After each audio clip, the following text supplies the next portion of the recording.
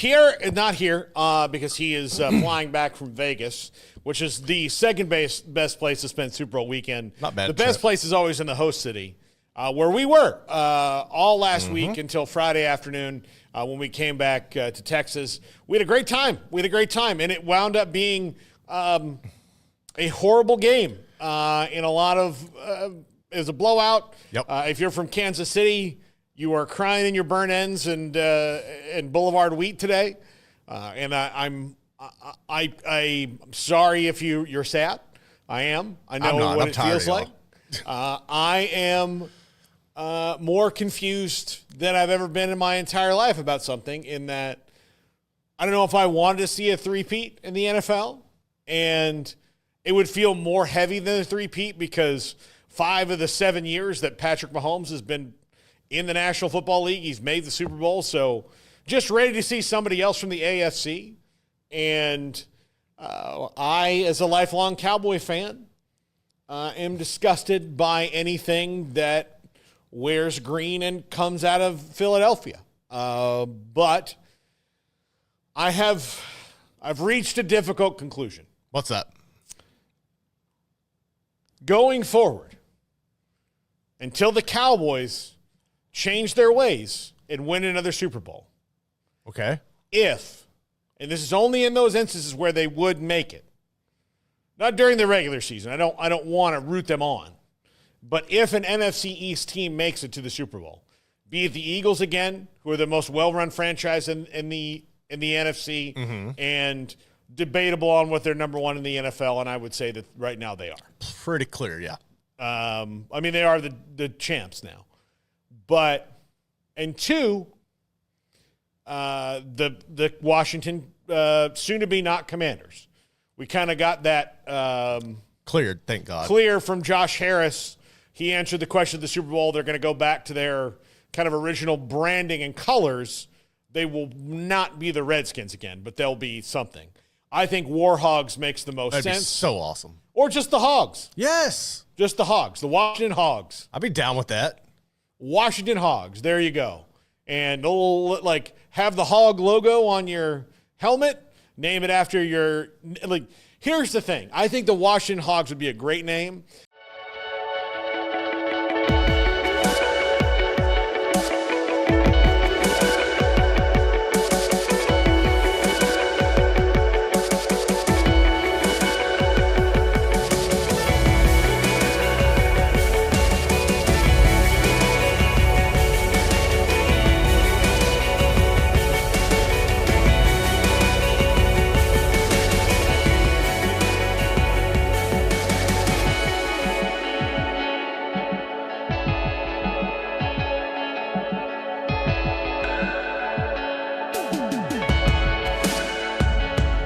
Because you are naming it after your fans. Yep. Who have suffered for so long under the so tyrannical dictatorship of Dan Snyder. Yes. So name it after your fans. Just straight up and down. Don't say Warhogs, just say Hogs. Hogs. I'll be down with that. The Washington Hogs. And the logo, man, I might even buy that logo, that shirt. And I hate that team. If they do it, if the godforsaken Giants do it, I will be pulling for the NFC East team. And here's why. This sounds like the SEC. No. It's not for that. It's not for the betterment of the division. I couldn't care less about the division. Just like I couldn't care less about the ACC or the Big 12. Like, who wins it doesn't matter, doesn't help. Okay. Helps the conference. This is all about spite. This is just purely for spite so that Jerry Jones and the Jones family, which actually I'm starting to theorize that if you think it's bad now, Jerry's actually the only thing keeping it good. Because Jerry is the only one with the spirit of wild man in him. Now, granted, Steven has tamped it down and mashed it out of him. Right. But, especially when it comes to player acquisition. Coach acquisition was never really a thing. But player acquisition, like the guy who's pissed in those post toasties is Stephen Jones. And I don't know if there's any other way, because the way it looks to me, that the Cowboys see things is that every team that's not in the division is just there. Yeah, but at the same time, here's the thing. The Chiefs aren't really a thing to him, even though the owner of that team lives in Dallas and goes up to Kansas City when he needs to. Right. I genuinely believe that the only thing that could shock him out of it is those teams regularly winning because he sees them twice a year and not once every so often. Yeah, but I mean, I think you could make a case that Philly and the Giants have been winning regularly. Now have they been consistently? They've won 4 between them since the Cowboys won their last one, so yeah. So, I mean, like, if that's not going to be motivation enough to this point, I don't necessarily think it's going to shake the cobwebs off. Garrett, I need something to cling to. No, I'm fully for that. I get it. I don't see, like, even if Philly was to reel off another one next year, or if Washington, like you were saying, if Washington was able to make it, I don't think there's anything right now that can make Jerry or anybody in that organization get out of their way to finally step up unless death takes them and somebody takes over. Like, I just realistically don't see it happening because you've had plenty of opportunities to do it. You've seen the moves being made in your division from Philly from a front office standpoint over the years, setting them up to be in this position. And when it's your time to go out there and do something, all you do is talk, but you never have any action behind it. So I'm to a point where I don't think anything is going to change up there. And it sucks for Cowboys fans. I thoroughly enjoy it. But at the same time, like, I don't necessarily think that them or Washington or New York winning in the next couple of years is still going to be enough to change anything coming out of there, man. I feel bad for you, but I don't see it happening. Yeah. So, no, but yeah, I know. And that's just my personal thing, but I'm happy in particular for one person on the Eagles. Other than, Johnny Wilson, who gets a ring after last year, he wasn't, after the opportunity was ripped so wrongly away from him. Josh Sweat, another FSU guys on that team, but and some guys we've talked to and covered in the past, but I'm really happy for Jalen Hurts. Oh, hell yeah. I love Jalen Hurts. Because of, Dak Prescott is the most flashpoint quarterback in the NFL. Mm-hmm. Like, there's no other more controversial figure than Dak, but by a long shot. I think only about 25% of the actual hatred for Dak is earned. That's fair. But still a big amount. Like, look, he has failed in big moments. He has, but it's not all his fault because they haven't put the people around him to help him. If you look at what the Eagles and Chiefs do, they have guarded against their quarterbacks having bad games most of the time. Right. And the Eagles did that by, absolutely knock it out of the park drafting. The fact that they have a team stacked of Georgia players, the best team in college football the last 5 years, like those teams, like the dynasty Georgia teams. Mm-hmm. They've got it stacked with those guys, including in the guys who were kind of unsung a little bit last night because the defensive ends like Sweat and Hunt get all the sacks.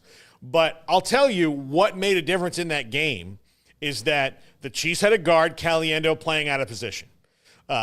They have Jordan Davis and they have Jalen Carter, who are massive human beings who should not be as athletic as they are for as big as they are. That was really, to me, what messed up the Chiefs from the jump. They couldn't run the ball at the middle. And then, there was such pushback that any time they ran any kind of stunt or anything else, Patrick Mahomes got hit. And the only way you knock the Chiefs out is to blow them out. Mm-hmm. Really do that. And it happens so rarely because they're so amazingly good that you don't get to throw knockout blows on them. The Eagles did it because the Eagles were the best team in the league all year long.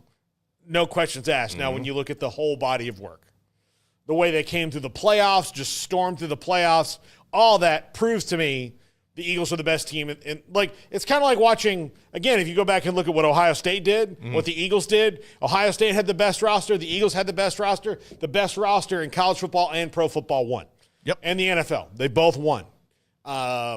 And in spite of, I think, head coaches that in the past had been limited in their scope, in Nick Sirianni, like I think the Eagles and Ohio State have a lot of overlap. They do. Like when you look at the things that went that way. So the Eagles are just stacked. They were stacked going in, but the Eagles also have recognized, okay, Doug Peterson won them a Super Bowl, right? Yep. With Nick Foles as the backup quarterback, beat Tom Brady in Minneapolis. It was one of the most amazing games in Super Bowl history, in my opinion, and that's not just because I was there watching it live. It was really crazy. It really was. But yeah, it was unbelievable.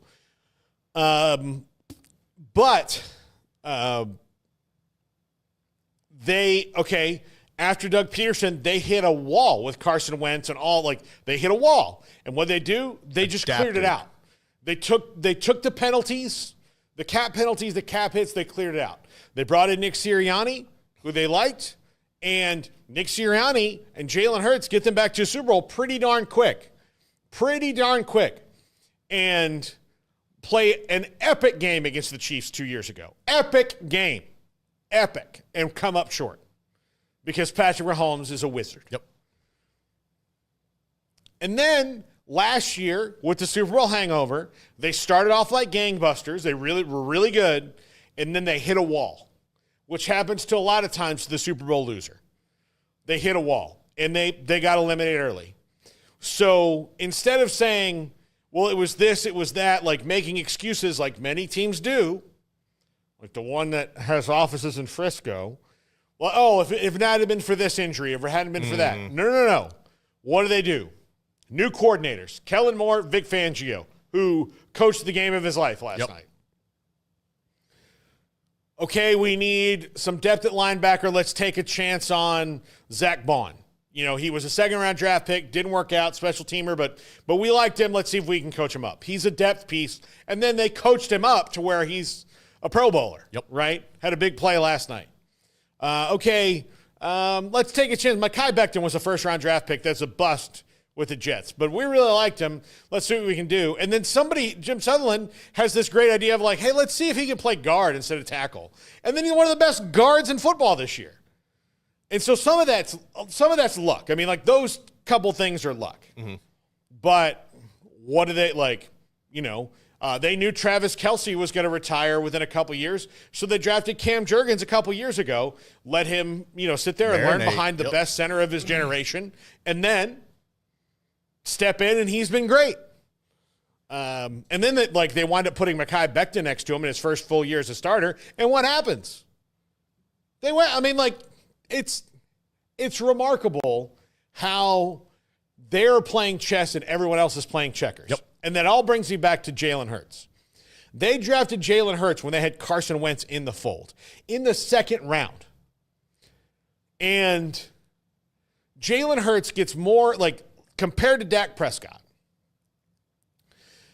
Dak has earned a lot of it. I can't figure out what Jalen Hurts has done to deserve the negative press over his career. I think it's just the inconsistencies with his accuracy at times and the fact that I think it's that, and I think it was the fact that he, in one of the biggest moments of his career, got benched for Tua, and we all saw that kind of propel Tua's career and make Jalen have to refocus and transfer. And I think for whatever reason that hinders him, and I think that's something that isn't a fair criticism, but I think that's kind of what carries it over. And if you look at last night, I think Eagles probably could have scored at least a couple more touchdowns had Jalen been a little more accurate on some deep throws. That one to Brown, and there was another one that he missed. I can't remember if it got picked off inside the 10 or damn near got picked off. He had the one that was picked off, and then he had one on a third down. There was 3 bad throws. He got in the the Chiefs pass rush got to him. Yeah. And actually that was a good decision. Just throw the ball. But I think that's kind of what it is. I think his going back to high school, even I remember that was the one thing on Jalen was he is super athletic. He can make all the reads and everything. It's just the inconsistencies, really throwing the ball deep and maybe on some of those out routes. And I think that's kind of carried over. But man, he is. You're right. I think a lot of it comes unwarranted. And last night he went out with a mission. He had something to prove. And outside of those 3 throws, man, I mean, he left it all on the field and proved that, like, I am that dude, and I'm here to stay to become one of the best quarterbacks in the league. But I really think that's kind of what it goes back to with the criticism on him. No, I think so too. I think that, like, some of it people don't, like, look at things historically. Like, Patrick Mahomes didn't start his rookie year and then came on gangbusters. Which is the best thing for him. He's had, like, it was the best thing for him. But, like, people forget that he wasn't playing. Like, Andy Reid very intentionally was like, let me coach the college out of him a little bit. Yeah. And then take the good parts, like the bad college habits. We're going to let him watch Alex Smith, a pro's pro, play the game. Learn from him, and then he's the guy. And they went with it and it worked. With Jalen Hurts, like, he had to sit behind and wait a little bit. Mm-hmm. And then when he got in, they're like, you know what, this guy's kind of a special athlete. Like, there's he could leg press his entire own offensive line. Stupid. He's so stupid strong. It's like, he's so good. And I just don't, like, I think from now on we have to stop it with the Jalen Hurts, like, over, like, nonsense criticism. You want to say, like, he's not the most accurate passer? Okay. That's fair. But guess what? He's been to the Super Bowl twice and won one of them, and that's a lot more than you can say for a lot of quarterbacks. So, yeah, he's in the upper echelon now to me, and he proved it. I would have taken him on my team. My friend, I have a really good friend who I've been friends with since I was 4 years old, Dennis, big-time Eagles fan. Thrilled. He texted me when they drafted Jalen Hurts. He's like, this feels like a waste of a pick. I'm like, buddy. I said, I don't think that it is, man. Like, there's something about that guy and his drive and his will to win and the way he sees things. Like, if you put Nick Saban in an athletic human being, that's what you get. That's exactly what you get. That's what you get. Like, he and Nick Saban saw so eye to eye, and I think it killed Nick Saban to have to bench him, and I think it killed Nick Saban that he transferred. I honestly do. I think it probably just, wrenched him. But he went and he got to learn from Lincoln Riley, who at the time was the best quarterback coach going, pre-Kenny Dillingham. Now Lincoln Riley is somewhere behind Kenny Dillingham. I don't know. I don't rate other quarterback coaches because Kenny Dillingham has got them all on lock. But, like, he went and he learned. And guess what? He learned from Lincoln Riley. Then he goes in and has that kind of first staff iteration that they had there. And, Steichen goes to the Colts, so he loses that. Then, like, Kellen Moore comes in, and they work well together. Kellen Moore's about to be the coach of the Saints. Yeah. And the other thing the Eagles did was at every turn, when they saw, like, okay, here's something that we need to do to protect our quarterback who we have an investment in, they had the opportunity, and they went and got Saquon Barkley. Yep. A couple years ago, the Titans, for whatever reason, decided they weren't going to pay A.J. Brown and traded him off to the Eagles. How the hell do you give him to the Eagles and give Henry to the – like, I'll never understand that move. Yeah, so there's organizations that are run well, and there's organizations that are not. So the fact that the Giants let Saquon walk, the Titans let Henry walk, and they traded off A.J. Brown and used that pick to draft Treylon Burks, who's hardly played for them, and will soon be a Dallas Cowboy. You mark my words. They loved him in the draft. He'll get cut, and he'll be their reclamation project. Mm-hmm. But he hasn't been healthy the entire time he's been in the league. So then they went out and did that to help their quarterback. Then they saw that Saquon Barkley, a guy that they knew was a superstar and was playing with an organization with an offensive line that could not like sniff the jock straps of their own offensive line. They're like, hey, it would be a wise investment to go get this guy who's still in his prime and see what he does behind the best offensive line in football. And what did he do? He broke records. Dominated. So when you talk about organizations that say, we're about winning, that's the Philadelphia Eagles right now, and that's why they won. They went out and got guys that they needed to get, and they went out and the draft this year was one of my favorite. Like, if I just looked at the ability of the players they drafted overall, before they've even contributed, like Johnny Wilson, the one I love, dropped a pass, and I needed to go. Like, I wanted to call. Like, if you would give me like the phone to the sideline, but listen, if you'd watched him at all in college, the low degree of difficulty catches are not his thing. He will drop that. But if you put two guys on him as he's trying to get a 25-yard catch on 3rd and 24, and he has to jump up and keep it from going out of bounds, he'll make that catch. Yep. 3rd down and 17, need a touchdown and 2 minutes left. He'll make that one. They'll figure that out. But, they drafted Quinyon Mitchell, who started for them. They drafted Cooper DeJean. He's a badass. Who returned an interception for a touchdown in the game and is just scratching the surface. They drafted Johnny Wilson and Will Shipley and Anaya Smith and a few others. Like, they upped the athleticism on their roster. And Will Shipley, like, they're probably going to run into a situation where Kenny Gainwell, who's their 3rd down running back, is going to go take money somewhere. Right. And Kenny Gainwell is a 3rd down running back, and he will probably go somewhere like Indianapolis or someone that plays a similar system. He'll get a payday, and then maybe one day, like after 3 years, wind up back with the Eagles at the end. That kind of a guy. But he's a good player. He's just not a lead back. He is perfect for that offense. But again, he's eventually going to go cash his check, right? Mm-hmm. Well, then, okay, well, what do they have? Like, they know that Kenny Gainwell is going to go cash his check. Well, they drafted Will Shipley, who that's the thing he'll do in the NFL is return kicks and punts and be the 3rd down specialty guy. He's a superb athlete. Yep. You saw that.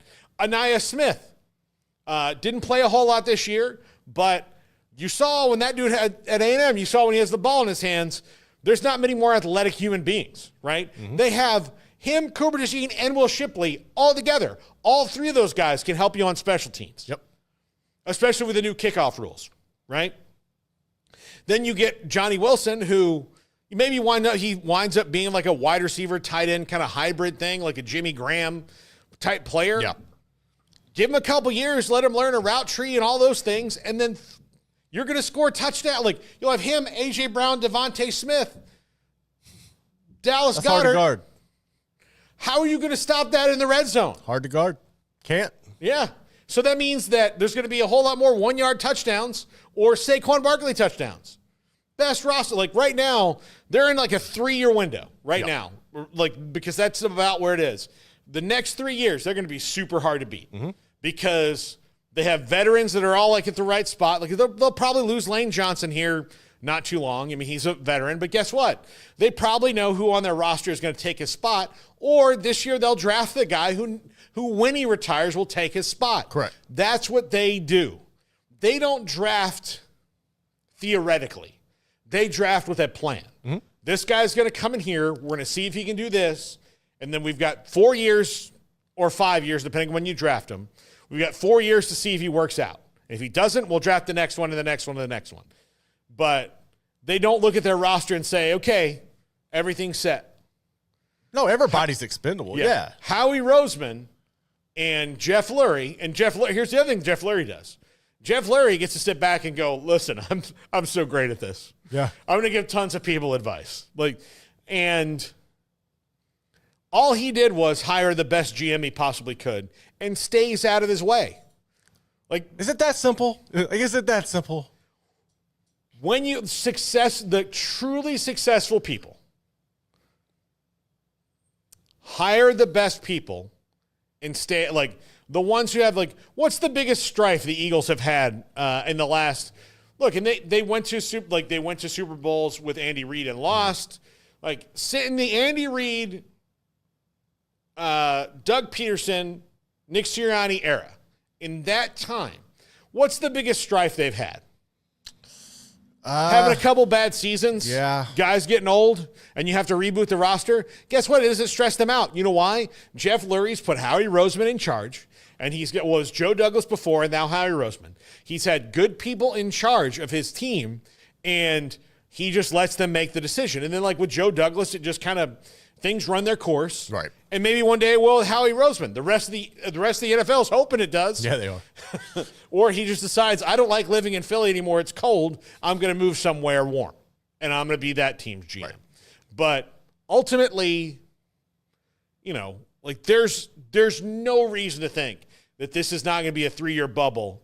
To me, a 3-year window of the Eagles to be the best in their franchise history. Yeah, I mean, they've always had some good teams. They've always been in the mix, but what they're doing right now, yeah, I think they're on par to make the best run in franchise history, which is fascinating to think about. And I just like, where do you go from here? Like, what do you think? How can they improve even more? Is there one area of I wouldn't even say weakness that you could see they should address if you were in that front office? Like, is there any concerns other than? Because, I mean, they're loaded, dude. I mean, no. I mean, here's the thing. Concerns, like, yeah, okay, got a couple guys getting older. You know, Brandon Graham's getting older. Lane Johnson's getting older. But guess what? Brandon Graham is already in a rotational role anyway. Right. They'll just and they truly do draft the best available player, and then they have a plan for him that it's almost as if like Howie Rose was like which will be the 32nd pick this year. With the 32nd pick in the NFL draft, the Philadelphia Eagles select Garrett Ross, right guard, LSU. And they'll be like, okay, well, Garrett's probably not going to be our starting right guard this year or right tackle, but we'll see where he fits if he's a better guard or a better tackle, and then he's going to be our swing guy for this season as the first-round draft pick, and we'll see if he can play right away. Mm-hmm. If not, we're already set on the offensive line. Or, you know, if they lose a free agent, like you're going to be expected to step in and play right guard. And then this is what the goal is. With the with the 64th pick in the NFL draft, they select Andrew Valade, safety from Baylor. Okay, all right. Well, Andrew doesn't necessarily have to play right now. We've got we're set at those positions, but he's going to be a key special teamer. He's got some kick return skills. We're going to mix him in with Cooper and Shipley and the other guys who do that. Anias, he'll be fully healthy next year. And then we certainly want to see him in our nickel and dime packages and see what he can do. And then that's on down the line. They know exactly what the plan is for everybody. Where I do think that there are a lot of organizations that are like, well, where do you see him fitting in? Well, he's a wide receiver, so he'll play a wide receiver. Yeah, but what are your skill sets? How does he match up your quarterback? How does he work your system? How do these things go? And the Eagles, they just know. They just know what they're going to do and the different things they're going to try with someone. And they also draft on results more than potential, which I think is really smart. Right. You know, you draft Jalen Carter and you draft Jordan Davis and you Jalix Hunt, who Matt has said was Houston Christian. You know why you draft him? Is he necessarily an NFL defensive end body style? Like, he's certainly tall enough, but I mean, he's not big. No, he's not. But he's fast. And guess what? He had 19 sacks 2 years in a row at Houston Christian. They based it on results, right? Mm-hmm. So they drafted him. Getting Nolan Smith and Jalen Carter in the same draft from Georgia, stupid. When Nolan Smith, for whatever reason, dropped. And I'll never understand because some people were like, oh, he's not that big. And you're like, yeah, but see him play? He's the best defensive end in the SEC, where all the NFL players are coming from. He kicked all their asses. He's working them. Why are you drilling down on one day in Indianapolis with tape measure? Like, watch the film and watch all the quarterbacks like, oh, crap, there he is. Yep. And then the quarterback's going back to the sideline and talking to the left tackle and be like, hey, do you want to do something about Smith? You guys want to do something about that? Can you help me out here? Like, that guy's so far up my ass. If he was made of water, he'd be a bidet. So please don't let him hit me again. Like, he's wearing you out like a rag doll. Oh, he's not that big. I don't give a crap how big he is. Mm-hmm. He's bigger than me. He keeps hitting me. That's all I care about. I don't like getting hit. That's why I played quarterback. Like, these are things the Eagles know, and there are, I'll just say 20 other teams in the league that don't get these things. Correct. or don't get them to the level, or they find excuses or reasons, or they're in their own way. The other thing Howie Roseman has done is, you know that they have 6 players with $50 million contracts on their roster? 6. There are certain teams out there that said we can't do that. Yeah. You know why you can't do it? Because you don't know how the cap works. So when you figure out how your cap works, you can do that. And I've just spent 20 minutes talking about how good a team that with every fiber of my being, if I clip a toenail and throw that toenail away, that toenail disintegrates in the earth, hating the Eagles. How good they are at everything. That is, I watched that game last night, and their drafts and their personnel building have all been about what do we do to beat a quarterback like Mahomes? Yep, and they figured it out. How do we do that? So whether it's Mahomes or Burrow or Allen that would wind up in that game, and I really do hope that Josh Allen gets a shot at it, or Lamar Jackson, how do we make sure that those guys don't beat us? Starting with Mahomes.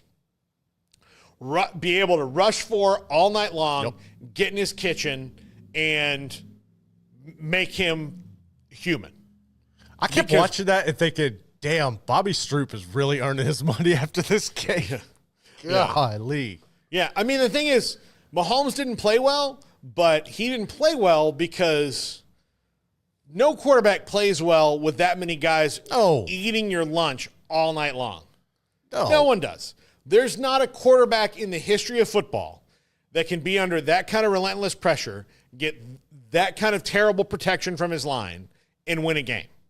No, there's no way. And it was 6, like the Eagles just kept coming at them in waves. Like 6, 7 different guys in the pass rush game, whether it's Nolan Smith and Josh Sweat or Jalix Hunt or Williams, Graham, the Davis and Carter, just coming at them fresh. Defensive backs, depth there. Avonte Maddox made a huge play last night on 4th down, just out of nowhere. When was the last time you said his name? I mean, just out of nowhere. Comes on a 4th down, knocks the ball down, then Devontae Smith goes. All right? And they did all that because when they saw the opportunity to make their team better, whether it be in the free agency or the draft, they said, we just want talent. Yep. We're not going to overthink it. We just want talent. It doesn't matter. Like, if the guy in the room that already has that job is hurt by it, he can go play for the Giants. We'll release him. He can go play for the Giants or the Cardinals or wherever wants to give him the most money, and that's fine because we're going to be drafting it. Or you can be like, hey, man, when I'm out of the game, this guy's going to pick up my slack, and we're all 53 guys playing the same game of tug-of-war on the same side of the rope, and we're going to do it. And as much as I despise Nick Sirianni and think he's a bit of a tool, much like Ryan Day, a bit of a tool, dude makes it work. Dude works. So there you go. We'll dive into the actual game, like the ins and outs of that. But that is my very long rhapsody to the Philadelphia Eagles and their front office. I need to wash my mouth out and go throw up.